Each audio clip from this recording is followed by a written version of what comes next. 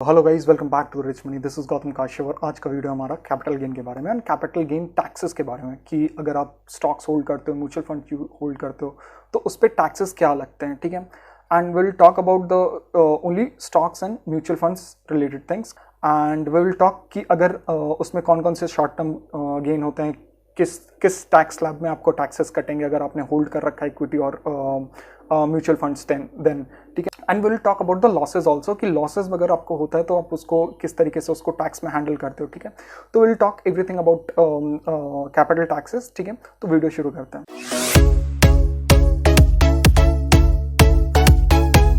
सो या knowing about the capital gain, ठीक है। कैपिटल गेन क्या होता है? अगर आप कोई भी चीज़ विथ मनी खरीदते हो तो वो कैपिटल गेन कैपिटल एसेट होता है, ठीक है। जैसे कि आपने लैंड खरीदा है, प्रॉपर्टीज खरीदी है, like flats, house, villas, anything, golds, anything which is purchase by the money, ठीक है। That comes under capital asset, ठीक है। और which stocks, mutual funds, bonds, debentures, ये सब भी कैपिटल एसेट्स में ही आते हैं क्योंकि आप मनी पे करके आप खरीद रहे होते हो। एंड उस पर जो भी आपका प्रॉफिट होता है उस प्रॉफिट को हम लोग जो गवर्नमेंट ऑफ इंडिया है वो उसको एज एन इनकम कंसिडर करती है, ठीक है। तो उस इनकम पे एक अगर इनकम है तो टैक्स भी आएगा, तो उसको हम लोग कैपिटल गेन टैक्स कहते हैं। And coming back to the capital gain tax, इसमें दो टाइप्स के होते हैं, ठीक है। Short term capital assets and long term capital assets, ठीक है। और इसके जो शॉर्ट टर्म कैपिटल एसेट्स है उसके short term capital gain tax लगेगा और जो लॉन्ग टर्म कैपिटल एसेट्स है उस पर लॉन्ग टर्म कैपिटल एसेट्स लगेगा। अब बात करते हैं कि कौन सी एसेट्स शॉर्ट टर्म में आती है, कौन सा होल्डिंग्स आपका लॉन्ग टर्म्स में आता है, ठीक है। तो if you see this chart, ठीक है, यहाँ पे अगर आप चार्ट देख सकते हो तो आप लोग स्क्रीनशॉट भी ले सकते हो। तो here you can see asset is this is the asset column, periods of holding and short terms और long terms यहाँ पे लिखा हुआ है, ठीक है। तो immovable properties like lands, houses, these are known as the immovable properties. Investing in equities and shares, तो इस वीडियो में हम लोग सिर्फ इक्विटी शेयर्स और उसके लाइक म्यूचुअल फंड्स के बारे में ही बात करेंगे। तो यहाँ पे अगर आप देखो इक्विटी शेयर्स आपने कुछ खरीदा है तो अगर आपने एक साल के अंदर उसको बेच दिया, ठीक है, तो वो आ जाएगा आपका शॉर्ट टर्म्स में। और आपने अगर एक साल तक होल्ड कर रखा है तो वो आ जाएगा आपका लॉन्ग टर्म में, ठीक है। अनलिस्टेड शेयर्स क्या होता है कि जो कंपनी के शेयर्स स्टॉक एक्सचेंज पे नहीं लिस्टेड है, ठीक है। Companies which allow normal investors, ठीक है, कोई नॉर्मल इन्वेस्टर्स जो जाके ऐसी कंपनी में जाके अपना इन्वेस्टमेंट करते हैं तो उनको उनके बदले शेयर्स वो कंपनी प्रोवाइड करती है, लाइक इतना parts of shares I will give you for this much of amount of money. But वो एक पब्लिक प्लेटफॉर्म के थ्रू नहीं होता विच इज स्टॉक एक्सचेंज। तो उसको हम लोग वो सब चीजें जो कंपनीज ये करती है, इन्वेस्टमेंट होती है, वो अनलिस्टेड शेयर्स में आती है।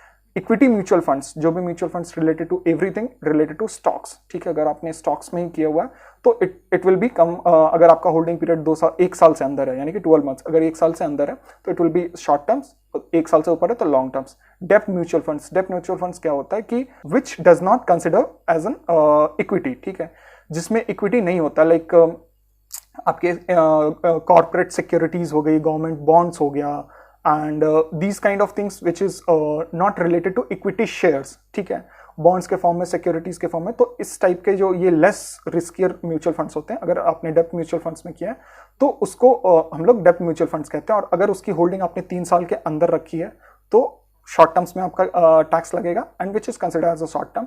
एंड अगर आपने 3 साल से ऊपर इसको होल्ड कर रखा है तो which that will be consider as long term. तो आई होप ये क्लियर हो गया होगा कि short terms and long terms में कौन कौन सा आता है, ठीक है।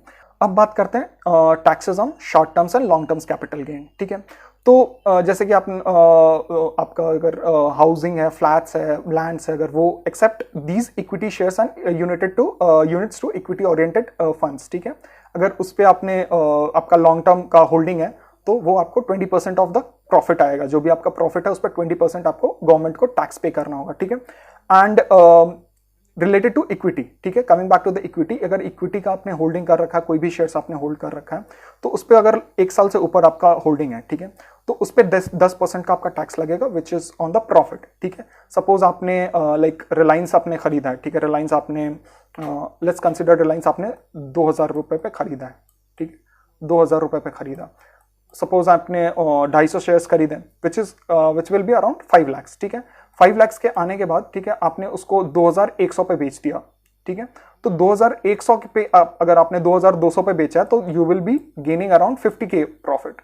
तो 50K प्रॉफिट पे अगर ये क्या है 1 लाख से अंदर है, तो अगर मान लो आपका जो प्रॉफिट है 50K है, अगर वो 1 लाख से अंदर है तो उस पर कोई टैक्सेस नहीं लगेगा, ठीक है। एंड अगर ये 1 लाख से ऊपर है, ठीक है, 1 लाख से ऊपर है, अगर मान लो ये आपको 2300 रुपीज पे आपने बेच दिया, ठीक है, गेन लॉन्ग टर्म गेन करके, यानी कि 1 साल के बाद, ठीक है, तो आपका जो प्रॉफिट है वो 1 लाख से प्लस आ जाएगा। तो उस पर जो प्रॉफिट होगा, सपोज आपने 2 लाख का प्रॉफिट उठाया, ठीक है, 2 लाख का अगर आपने प्रॉफिट उठाया तो उस पर जो प्रॉफिट आएगा वो आपको 10% उसका 2 लाख का देना होगा, विच इज 20,000, ठीक है। तो ये लॉन्ग टर्म आपका एज एन इक्विटी शेयर्स में आ गया कि शेयर्स आप अगर आप ऐसा कर रहे हैं तो, and the same goes with the equity mutual funds. अगर आपका mutual fund which is related only related with the आपका portfolio only related with the equities है तो, ठीक है। एंड वो भी है कि अगर आपका टैक्सेशन स्लैब, ठीक है, अगर आप जो इनकम करते हो, आपका जो रेगुलर इनकम है, आप जो नॉर्मल टैक्सेशन स्लैब है, वो अगर आपका नॉन टैक्सेबल के अंदर आ रहा है, जैसे कि मान लो 2.5 लाख के अंदर आपका एनुअल इनकम है, तो वो भी आपको 10% का टैक्स नहीं लगेगा, ठीक है। तो ये चीज आप ध्यान रखना। एंड शॉर्ट टर्म, जैसे कि जो इक्विटीज आपने शॉर्ट टर्म में बेच दिया, लाइक बिफोर 12 मंथ्स, ठीक है, तो 1 साल के अंदर जो भी आपने ये कर दिया, तो उसमें आपको क्या लगता है कि जो आप टैक्सेशन स्लैब के अंदर है उसके अकॉर्डिंग आपका वो शॉर्ट गेन होगा, तब जब उस पर कोई सिक्योरिटी ट्रांजेक्शन टैक्स नहीं लगेगा, यानी कि एसटीटीज कब नहीं लगता, जब आप कोई भी शेयर्स का परचेज एंड सेलिंग करते हो without like offline in the sense कि आप एक पेपर के थ्रू अपना शेयर्स बाइंग एंड सेलिंग करते हो, तो उसमें कोई सिक्योरिटी ट्रांजैक्शन चार्जेस नहीं लगता, तो उसके थ्रू आपका जो भी प्रॉफिट्स होगा वो हो जाएगा आपका लाइक टैक्सेशन स्लैब के अंदर, जो नॉर्मल टैक्सेशन स्लैब्स होता है उसके अंदर, ठीक है। बट मैक्सिमम चीज अभी तो डिजिटलाइजेशन हो चुका है, तो मैक्सिमम जो आता है वो आता है आपका इसके अंदर, लाइक आप ऑनलाइन करते हो तो इट्स सिक्योरिटी ट्रांजेक्शन चार्जेस आपको पे करने होते हैं। तो इन शॉर्ट टर्म्स आपको जो शॉर्ट टर्म कैपिटल गेन है वो आपको 15% देना होगा। अगर आपने 50,000 कमाया या 1 लाख कमाया है, तो 1 लाख कमाया तो उसका जो 15% होगा वो आपको पे करना होगा एज एन गवर्नमेंटल टैक्स, ठीक है। तो यहां तक आपको क्लियर हो गया होगा। अब बात करते हैं tax on equity and depth mutual funds, ठीक है, म्यूचुअल फंड्स की बात करते हैं। तो म्यूचुअल फंड्स में जो टैक्सेशन था, अगर आप बात करो तो बिफोर 2014, ठीक है, एक तो मेजर टैक्सेशन चेंजेस हुआ 2014 में, ठीक है, 2014 में एंड 2018 में, ठीक है। तो 2014 और 2018 में ज़्यादा डिफरेंसेस नहीं हैं, बट 2014 से पहले काफ़ी टैक्सेशन का डिफरेंसेस था, अभी 2014 के बाद काफ़ी टैक्सेशन का डिफरेंसेस आ चुका है। तो बिफोर 2014 जो था, तो अगर आप देखो तो अगर आप डेप्थ म्यूचुअल फंड्स में इन्वेस्ट करते थे, तो अगर आप शॉर्ट टर्म्स थे तो टैक्सेशन स्लैब रेट के आपका टैक्सेशन जो स्लैब रेट है नॉर्मली जो आप जॉब करते हो उसके अकॉर्डिंग, तो उसके अकॉर्डिंग आपका टैक्सेशन कटता था, ठीक है। एंड अगर आपका लॉन्ग टर्म है, ठीक है, तो लॉन्ग टर्म में आपको 10% का जो भी प्रॉफिट आ रहा है उसका 10% विदाउट इंडेक्सेशंस क्या होता है वो मैं बता देता हूँ, ठीक है, वो मैं भी बताऊंगा। बट विदाउट इंडेक्सेशन 10% का लगता था, and 20% of the indexation which ever is lower, जो भी लोअर होगा इंडेक्सेशन इज नथिंग बट आपको इन्फ्लेशन को काउंट कर दिया जाता है कि अगर आपने होल्ड किया तो आपने कुछ अमाउंट ऑफ मनी लूज किया होगा due to the inflation also, तो उसको भी कैलकुलेट किया जाता है, वो भी मैं बता देता हूँ कैसे कैलकुलेट करते हैं। बट नाउ अभी जो हो रहा है वो मैं बात करता हूँ कि अभी जो है अगर डेप्थ म्यूचुअल फंड है तो 20% आपको टैक्स पे करना होगा विथ इंडेक्सेशंस कैलकुलेट करके। अब वो कैसे करते हैं वो भी मैं बताता हूँ। एंड अगर इक्विटी म्यूचुअल फंड्स है विच इज अगर आप देखो any funds invested heavily in equities more than 65% of the total portfolio. अगर आपने 100 रुपए का इन्वेस्टमेंट किया है किसी म्यूचुअल फंड में और आपका 65 रुपीज अगर इक्विटी शेयर्स में लगा हुआ है तो that will consider as an equity mutual funds, ठीक है। बाकी 25 रुपीज अगर आपका बॉन्ड्स, गवर्नमेंट बॉन्ड, सिक्योरिटीज इस सब में लगा हुआ है तो भी it will be consider as equity mutual funds, ठीक है।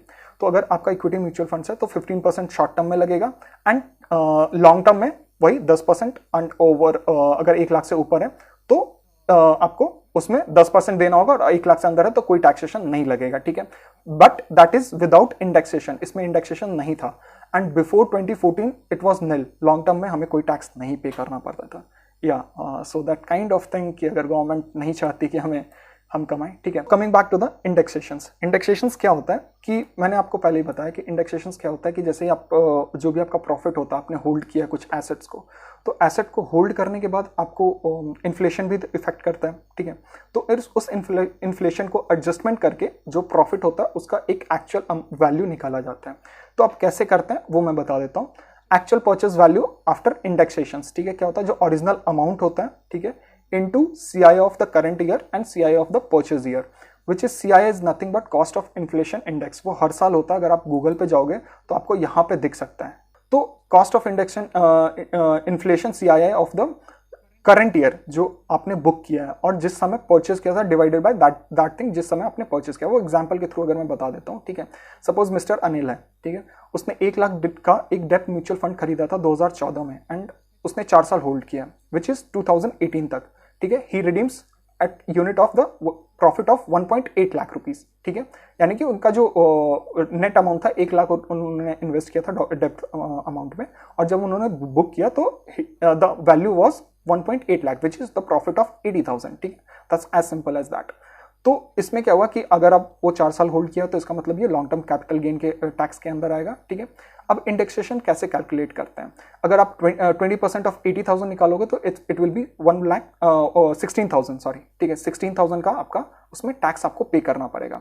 बट जब आप इंडेक्सेशन जोड़ देते हो तो सपोज जैसे मान लो 1 लाख का वैल्यू था यहाँ पे, अब इसको कैलकुलेट कैसे करते हैं। सपोज मान लो कि हमारा जो 1 लाख रुपीज था, ठीक है, 1 लाख रुपीज इन्वेस्टेड था और 2018 में जब हम लोगों ने बुक किया उस डेप्थ म्यूचुअल फंड को, तो CIA जो इंडेक्स नंबर था वो था 280 एंड जिस टाइम पे हमने परचेस किया था इट वाज अराउंड 240, ठीक है। तो इसका मतलब हुआ, इसको जो हम लोग फॉर्मुलेट किए तो इसका जो नेट वैल्यू आया 1,16,666 रुपीज के आसपास आया। तो the net amount was not, अगर हम लोग इन्फ्लेशन ऐड करते हैं तो जिस समय हम लोगों ने परचेस किया था तो 1 लाख रुपीज का परचेस किया था, but adding the inflation it the amount value was not 1 lakh, it was around 1,16,000 this much, ठीक है। तो उसके अकॉर्डिंग आप टैक्सेशन आएगा। आप देखो कैसे आया, न्यू इंडेक्स वैल्यू 1,80,000 जब हम लोगों ने बुक किया तो कितना हुआ 1.8 लाख, 8 लाख के आसपास बुक किया था विच इज 80,000 प्रॉफिट। तो उसको हम लोग माइनस कर देंगे जो एक्चुअल वैल्यू था, हमारा एक्चुअल वैल्यू 1 लाख नहीं था, इन्फ्लेशन ऐड करेंगे तो 1,16,000 था, उसको हम लोगों ने माइनस कर दिया। तो हम लोग का जो एक्चुअल प्रॉफिट हुआ है इन्फ्लेशन कट करके तो वो हुआ 63,333 रुपीज। तो हमारा जो 20% अमाउंट है वो इस अमाउंट पे कटेगा, ना कि आपका इस अमाउंट पे, ठीक है। तो 20% अगर आप इसका काटोगे तो आपको क्या आएगा 12,660 रुपीज। तो कहाँ 16 के हमें पे करना पड़ रहा था, ठीक है, कहाँ हमें 16 के पे करना पड़ रहा था एंड कहाँ हमें 12 के पे करना पड़ रहा है। तो इट्स अराउंड 4K का हमें प्रॉफिट हुआ है। तो that's the benefit of indexation अगर आप डेप्थ म्यूचुअल फंड्स में जाते हो तो, ठीक है। तो ये बात हो गई आपका इंडेक्सेशन, और ये चीज सिर्फ आप डेप्थ म्यूचुअल फंड्स में ही कर सकते हो। Next is loss. अब जो पार्ट है वो है लॉस का, विच इज इंपॉर्टेंट, ठीक है। लॉस अगर मान लो कि ये भी तो हो सकता है कि आपने कुछ शेयर्स खरीदे, कुछ होल्ड किए हैं और you are an regular investor जिसकी आपकी basic period is around 3 years 4 years ऐसे आप इन्वेस्ट करते हैं। बट समटाइम्स आपको क्या लगता है कि कुछ स्टॉक्स हैं उसकी वैल्यू बहुत ज़्यादा डिक्रीज हो चुकी है and due to that decrease आपको लगता है कि उसको बुक कर लेना चाहिए विद दैट लॉस। अगर इसको बुक नहीं करूंगा तो वो लॉस इंक्रीज होता चला जाएगा। तो आपने कोई सपोज मान लो कोई पोर्टफोलियो आपका जो है वो उस ईयर में लॉस में है, आपने बुक कर लिया। तो सपोज आपने जो भी लॉस बुक किया है उसको आप कैरी फॉरवर्ड कर सकते हो for the next years and on the same years अगर आपको उसी साल आपने प्रॉफिट में आप आ गए तो आप उस टैक्स को मैनेज करके एडजस्ट करके आप अपने टैक्सेशंस को कम कर सकते हो। एंड अगर लॉन्ग टर्म में अगर आपका लॉस हुआ है, सपोज आपने जो बुक किया था अपने होल्डिंग के 2 साल बाद बुक किया, तो वो लॉस आपको लॉन्ग टर्म कैपिटल गेन में ही आपको एडजस्ट करना होगा। You can not adjust that as an short term, ठीक है। बट अगर आपने कोई जैसे रिलायंस है आपने खरीदा, ठीक है, 2,000 पे खरीदा और 1 साल के अंदर ही वो 1,500 चला गया, आपको लगता है कि वो बहुत नीचे चला गया तो आपने 1,500 पे ही 500 के लॉस पे आपने बुक कर लिया। तो क्या होगा कि उस 500 के लॉस को आप नेक्स्ट ईयर लॉन्ग टर्म में भी एडजस्ट कर सकते हो और शॉर्ट टर्म में भी एडजस्ट कर सकते हो। एंड सपोज आपने उसी साल कोई प्रॉफिट नहीं किया, आपने एक साल वो लॉस ही कर दिया, तो आप क्या कर सकते हो, इफ यू सी हियर आप क्या कर सकते हो, you can carry forward, allow the carry them to forward the next 8 years, अगले 8 साल तक आप उसको एडजस्ट कर सकते हो। You can offset these losses against the capital gains in the following years, ठीक है। However you must file an ITR and show these losses even when you don't have any income, तो ये चीज़ आपको ध्यान रखना है कि अगर even though you are in loss, तो आपको क्या करना है कि ITR आपको फाइल ज़रूर करना है टू इन्फॉर्म द गवर्नमेंट कि मैंने इस साल लॉस किया है। अगर आपने ITR नहीं फाइल किया तो आपको कोई भी टैक्स बेनिफिट नहीं मिलेगा विथ दिस लॉस एडजस्टमेंट, ठीक है। तो आई होप ये चीज़ आपको बिल्कुल क्लियर हो गई होगी और ये वीडियो आपको अच्छा लगा होगा, और अच्छा लगा होगा तो लाइक करें, शेयर करें, सब्सक्राइब करें, और भी इंफॉर्मेटिव वीडियोस मैं लाता रहूँगा like these kind of things, ठीक है। अगर आपको और भी कुछ किसी चीज़ के बारे में जानना तो आप कमेंट डाउन कर सकते हैं। एंड ये थी whole story of taxation about the stocks on mutual funds, ठीक है। तो जिन लोगों को ये चीज़ चाहिए आप उनके साथ शेयर कर सकते हो, ठीक है। तो till then thank you and happy trading.